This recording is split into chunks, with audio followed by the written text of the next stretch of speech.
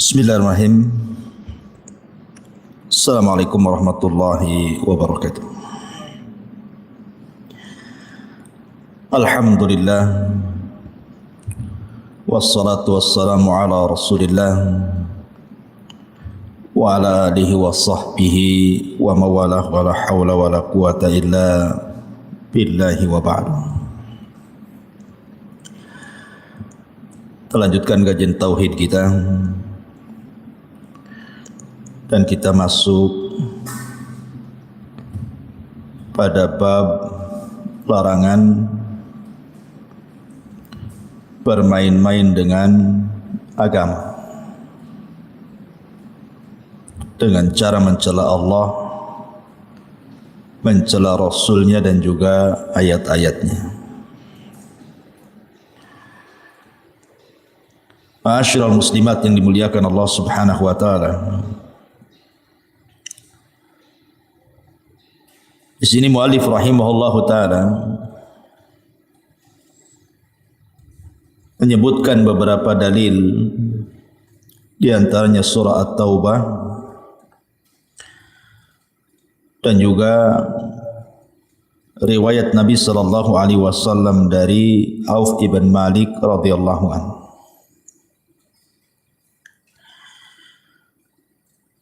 Bab ini menjelaskan kepada kita tentang larangan kita mengolok-olok Allah, Rasul dan juga ayat-ayat Al-Quran, karena konsekuensinya berat, bisa kufur, keluar dari Islam. Dahulu di zaman Nabi SAW pernah terjadi perang Tabuk. Perang Tabuk ini perang yang cukup melelahkan dari segi perjalanan. Bagaimana tidak? Pasukan yang dihadapi oleh kaum muslimin itu bukan orang-orang musyrik Arab, bukan pula orang-orang Yahudi Madinah.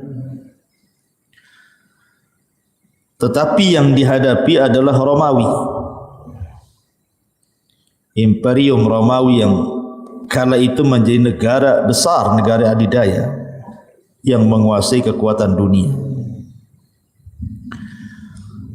Sehingga karena musuhnya adalah Herakli, Adim Rum, tentu Nabi SAW harus mempersiapkan segalanya. Sehingga dikenal ketika itu banyak para sahabat yang ingin terlibat dalam peperangan, tetapi mereka tidak punya persenjataan dan tidak punya kendaraan, karena Madinah Tabuk cukup jauh. Sehingga tentaranya disebut Jaisul Usrah, tentara yang mengalami kesulitan. Nah, Nabi SAW sampai berkhutbah supaya para sahabat itu berinfak untuk mendanai perang. Maka datanglah Abu Bakar dengan seluruh hartanya, Uthman dengan separuh hartanya, Umar dengan separuh hartanya, Abdurrahman bin Auf dengan banyak hartanya, bahkan Uthman ibn Affan terbanyak. Seolah-olah perang Tabuk itu milik Uthman. Sampai Rasul mengatakan kepada Uthman, "Ya Uthman, ma dharraka ma amilta ba'da hadzal yaum." Wahai Uthman, tidak ada yang memudaratkan kamu setelah hari ini. Engkau infak banyak sekali. Berangkatlah pasukan ke Tabuk. Subhanallah. Di antara mukjizat Nabi SAW adalah menanamkan rasa takut kepada musuhnya. Kata Nabi SAW, "Nusirtu birru'bi." Aku ditolong oleh Allah Subhanahu wa taala dengan ketakutan yang diberikan kepada musuh sejauh perjalanan 1 bulan.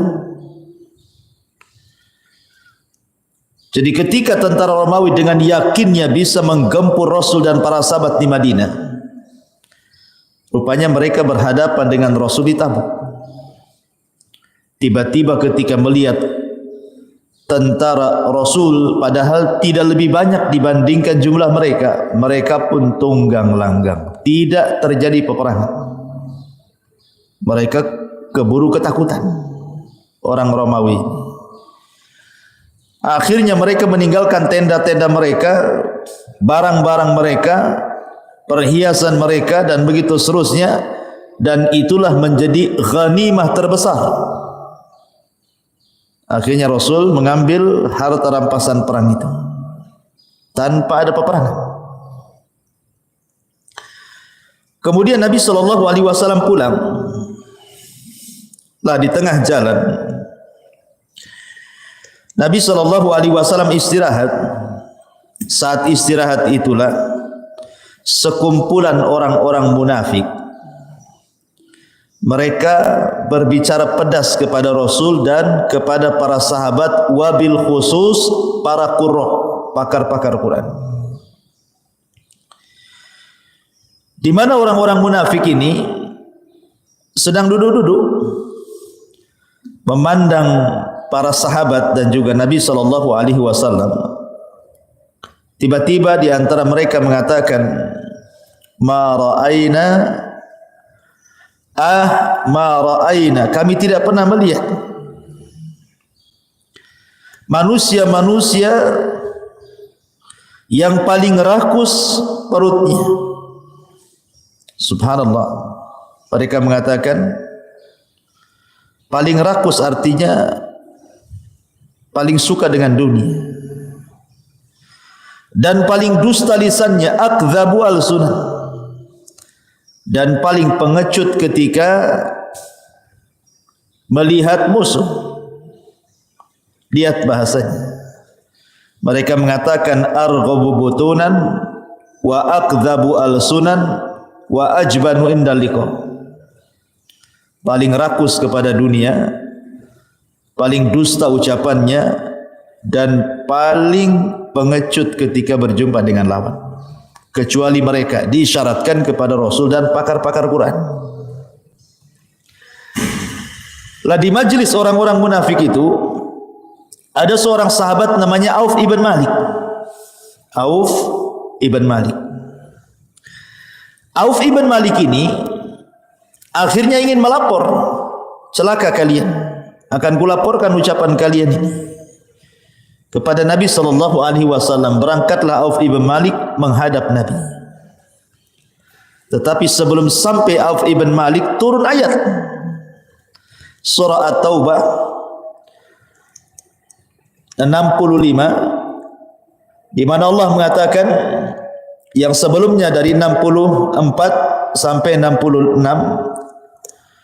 yahdharul munafiquna an tunazzila alaihim, atau yahdharul munafiquna an tunazzala alaihim suratun tunabbiuhum bima fi qulubihim qul istahzi'u innallaha mukhrijum ma tahdharun wala in sa'altahum la yaqulunna innama kunna nakhudu wa nal'ab qul abillahi wa ayatihi wa rasulihi kuntum tastahzi'un la ta'tadhiru qad kafartum ba'da imanikum in na'fu ta'ifatin minkum nu'adzib ta'ifatan bi annahum kanu mujrimin.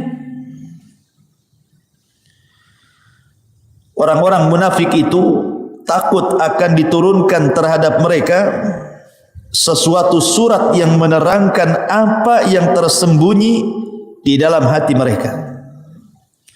Katakanlah kepada mereka, teruskanlah ejekan-ejekanmu terhadap Allah dan Rasulnya. Sesungguhnya Allah akan menyatakan apa yang kamu takuti.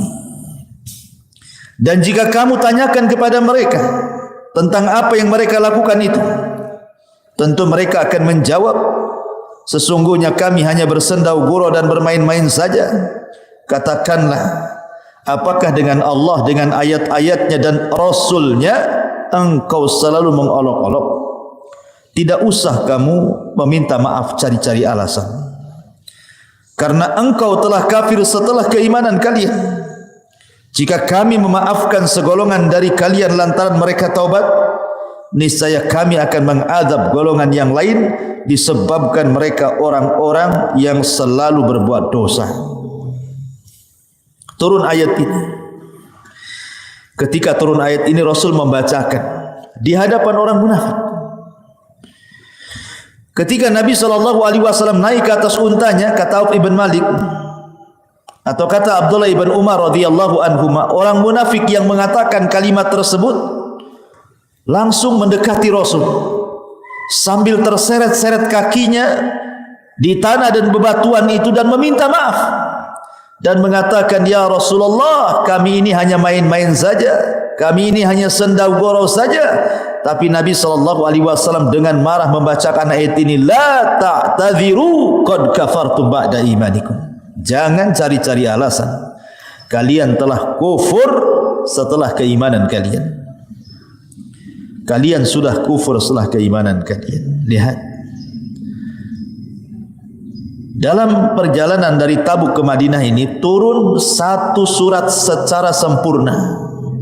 Surat apa itu? Surat At-Taubah.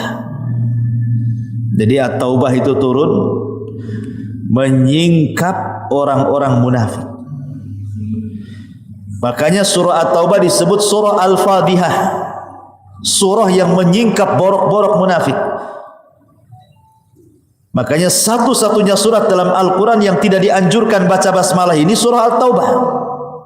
Semua surat dianjurkan baca basmalah, Bu, tapi At-Taubah tidak. Kenapa? Untuk menghinakan orang-orang munafik.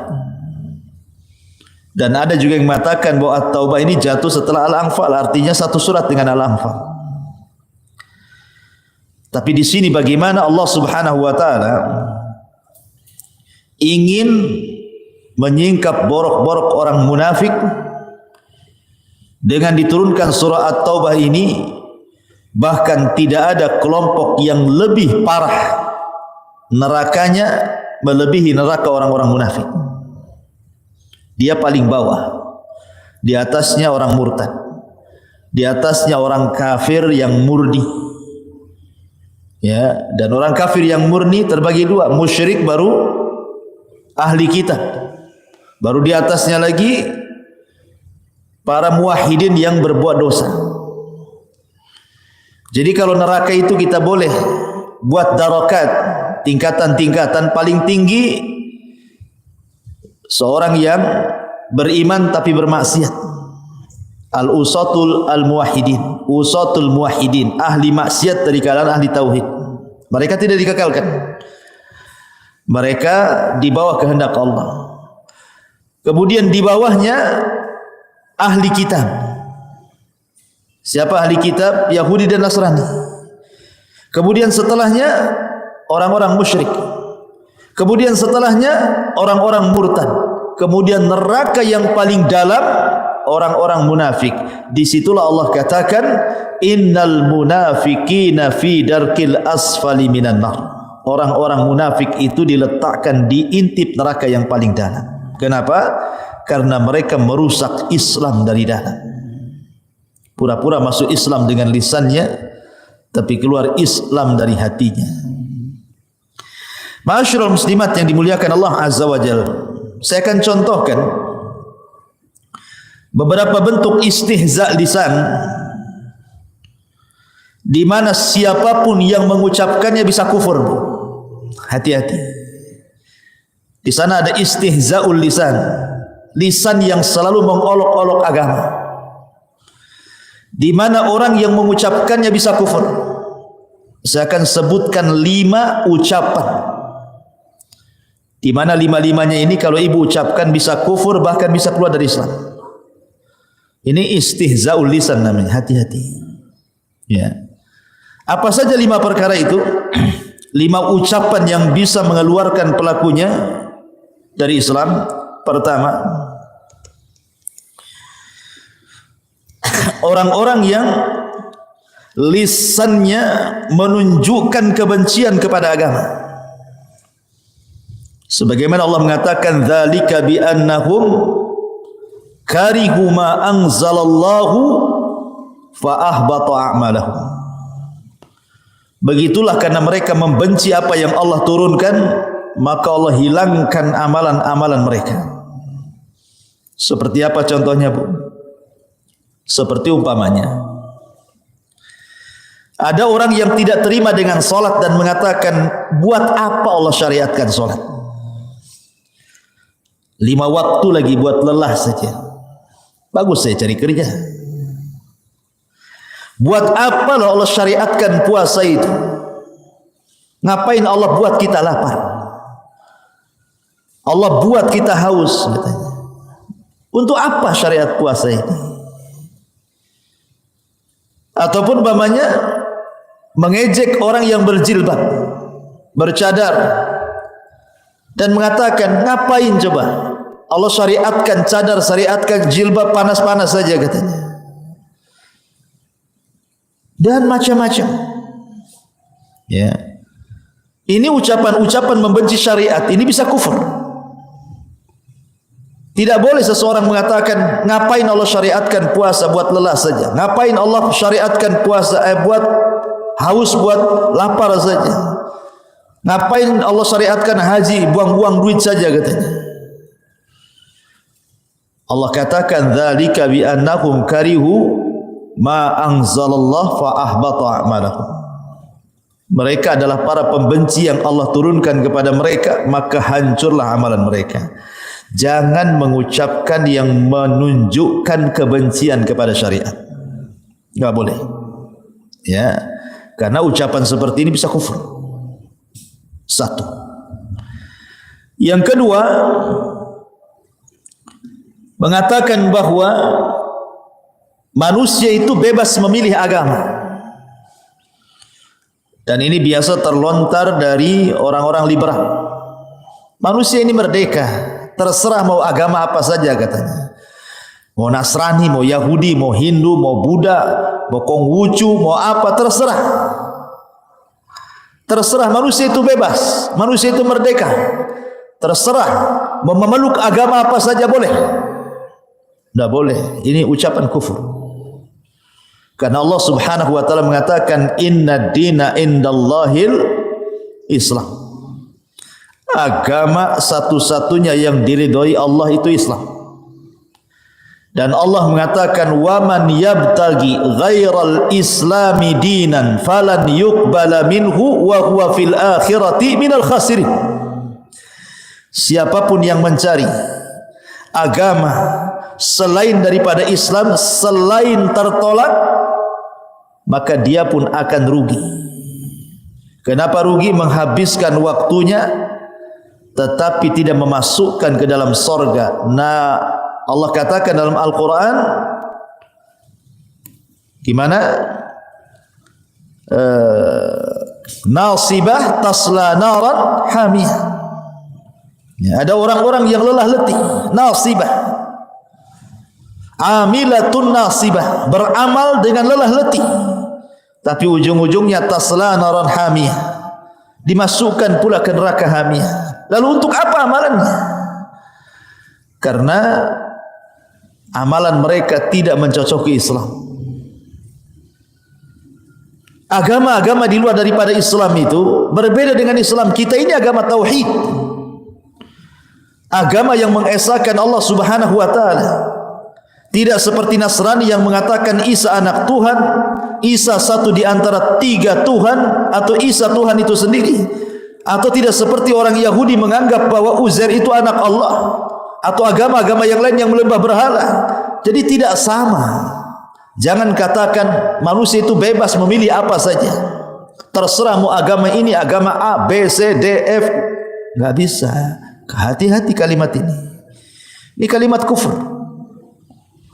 Ya. Mengatakan an-nas hurriyah. Manusia itu bebas memilih agamanya. Kita sebagai umat Islam harus fanatik dengan agama. Manusia harus masuk Islam. Kenapa? Karena Allah Subhanahu wa taala, Rasul sallallahu alaihi wasallam yang mengatakan kan, tidak ada satupun Yahudi, tidak ada satupun Nasrani yang mendengar aku datang dan diutus kemudian tidak beriman kepadaku kecuali mereka menjadi penduduk neraka. Itu sabda Rasul. Bahkan Rasul mengatakan kalau Musa hidup di zamanku, tetap Musa pun ikut aku. Ma'asyiral muslimat yang dimuliakan Allah Azza wa Jalla, jangan katakan seperti itu. Ini yang kedua. Yang ketiga, sering kita dengar di masyarakat bahwa agama yang dibawa Nabi sallallahu alaihi wasallam itu sudah tidak cocok lagi dilakukan di zaman sekarang. Bahwa Quran ataupun hadis itu sudah tidak relevan katanya. Tidak cocok lagi dengan zaman sekarang. Zaman Nabi zaman unta, sekarang zaman pesawat, tidak cocok lah katanya. Jadi Quran itu turun cocok di zamannya saja. Hadis itu cocok di zamannya. Adapun sekarang ya kurang cocok kalau diterapkan katanya. Hati-hati. Islam itu akan sesuai dengan zaman. Dia akan relevan dengan tempat dan zaman dimanapun. Karena Islam itu agama yang diturunkan, ajarannya itu bukan hanya sebatas di zaman itu, tetapi ajaran Islam itu akan universal, menyeluruh sejak zaman Rasul sampai hari ini, bahkan sampai hari kiamat. Dia akan sangat relevan, sangat cocok, sangat pas diterapkan di tempat manapun pada zaman apapun. Ingat, orang yang mengatakan seperti ini membatasi seolah-olah Nabi itu hanya diutus kepada kaumnya saja. Padahal keyakinan kita Nabi itu diutus kepada semua manusia, manusianya dan jinnya. Sejak zaman diutusnya Rasul sampai hari ini, bahkan sampai kiamat dibangkitkan. Itu umat Nabi. Baik umat yang sudah mengikut yang disebut dengan umat istijabah ataupun umatud dakwah, tapi semuanya umat Nabi. Bagaimana kemudian dia mengatakan bahwa syariat itu hanya cocok di zamannya saja? Maka perkataan ini hati-hati, bisa kufur. Ini yang ketiga. Yang keempat, orang-orang yang mengatakan bahwa undang-undang manusia jauh lebih baik dibandingkan undang-undang Allah dan Rasulnya. Ini kalimat kufur. Mengatakan bahwa undang-undang manusia itu jauh lebih cocok, lebih pas, lebih relevan dibandingkan undang-undang Allah dan Rasulnya. Bahkan mengatakan lebih baik, ini kekufuran. Tidak boleh. Tidak boleh mengatakan undang-undang manusia lebih baik dibandingkan undang-undang Allah. Wa man asdaqu minallahi qila. Siapa yang lebih benar ucapannya dibandingkan Allah? Allah yang menciptakan kita. Allah yang tahu maslahat kita. Manusia itu tidak tahu maslahat kita. Yang tahu kemaslahatan dan kemadaratan kita hanya Allah, karena Dia yang menciptakan kita. Karena Dialah yang menciptakan kita, Dialah yang tahu maslahat kita, Dia pula yang membuat undang-undang buat kita. Makanya undang-undang Allah sangat cocok karena Dia lebih paham dengan maslahat kita. Manusia itu tak paham dengan maslahat kita. Kok enak saja mengatakan undang-undang manusia jauh lebih baik dibandingkan undang-undang Allah? Ini kufur. Tak boleh mengatakan seperti itu. Kalau dia mengatakan saya sih yakin undang-undang Allah Rasul masih lebih baik, cuman kayaknya belum bisa diterapkan, bolehlah itu. Tidak sampai kufur kalau kalimat seperti ini, karena dia masih mengakui undang-undang Allah lebih baik dan undang-undang Rasulnya, tapi belum bisa diterapkan di negeri kita. Tapi kalau telak-telak dia mengatakan bahwa undang-undang Allah dan Rasulnya tidak cocok, undang-undang manusia lebih baik lagi dibandingkan undang-undang Allah dan Rasulnya, kufur, kufur. Hati-hati. Ini masuk kepada qul abillahi wa ayatihi wa rasuli kuntum tastahzi'un la ta'tadiru qad kafartum ba'da imanikum. Jangan istihza. Ya. Ini mengolok-olok agama ini. Ini yang keempat. Yang kelima, istihlal. Mengatakan khamar itu halal, zina itu halal, buka aurat itu halal. Orang yang mengatakan maksiat itu halal, berarti dia menghalalkan yang Allah haramkan. Atau sebaliknya, mengharamkan yang Allah halalkan, kufur. Ada dua orang, Bu. Yang satu minum khamar, yang satu tidak. Yang minum khamar ini, dia masih meyakini khamar itu haram, tapi karena terkalahkan syahwatnya, dia masih minum. Yang satu tak minum, tetapi dia mengatakan, kalau engkau minum ya enggak apa-apa, minum aja, boleh-boleh saja kok. Maka ucapan ini bisa kufur. Yang tidak minum bisa kufur, bisa keluar dari Islam tuh, karena menghalalkan khamar. Kalau engkau minum, minum saja, enggak apa-apa kok, boleh. Wah, hati-hati itu, jangan ngomong begitu. Karena ini bisa menghalalkan yang haram, bisa kufur. Walaupun dia tidak minum, kalau seandainya dia halalkan khamar, walaupun tidak zina, walaupun dia tidak zina, kalau menghalalkan zina, kufur. Walaupun dia pakai jilbab, tapi dia menghalalkan membuka aurat, kufur. Tapi orang yang berzina, orang yang minum khamar, orang yang buka aurat, mereka tidak kufur kalau mereka melakukannya, tahu bahwa itu dosa, namun belum bisa melaksanakan syariat karena terkalahkan hawa nafsunya. Ini 5 kata, jangan terlontar. 5 kata ini bisa kufur pelakunya. Karena ini masuk pada pembahasan kita, qul abillahi wa ayatihi wa rasulihi kuntum tastahzi'un. Qul, katakan, abillahi, ataukah dengan Allah, wa ayatihi, dengan ayat-ayatnya, wa rasuli, dengan rasulnya, kuntum tastahzi'un, kalian selalu berolok-olok, la ta'tadhiru, tidak usah cari alasan. Qad kafartum, kalian sudah kufur, ba'da imanikum, setelah keimanan kalian. Subhanallah. Maka lisan ini dijaga, karena di zaman sekarang ini, Bu, persis seperti kata Nabi SAW, yusbihu mu'min wa yumsi kafir, wa yumsi mu'min wa yusbih kafir. Ada orang di pagi hari beriman, malam pula dah kafir. Ada orang malam beriman, pagi pula dia dah kafir. Siapa mereka, Bu? Orang munafik. Orang munafik itu kan mereka mudzabdzabina baina dzalik, la ilaha ula wa la ilaha ula. Dia tengah-tengah, tidak mau masuk ke dalam Islam, tidak pula masuk kepada orang-orang kafir. Sewaktu-waktu dia bergabung dengan orang Islam, sewaktu-waktu dia bergabung dengan orang kafir. Di pagi hari dia beriman karena bergabung dengan orang-orang yang beriman, di malam hari dia kafir karena bergabung dengan orang kafir.